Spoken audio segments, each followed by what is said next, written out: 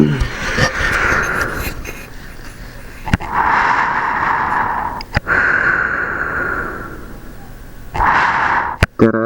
minu nimi on Edgar Tedresaar ja see on minu 2005. aasta maal nimega Maailm täna.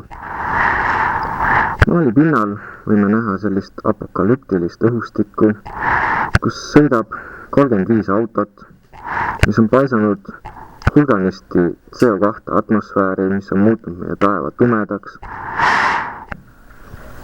Tänu sellele on inimestel siin raske elada.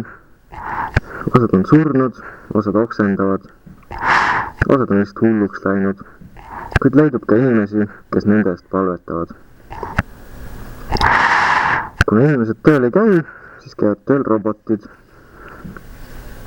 Aga õnneks on nende autode seas ka üks auto, kes saasteaineid õhku ei paiska. Ja tumeda taeva taga on näha ka sinist taevast.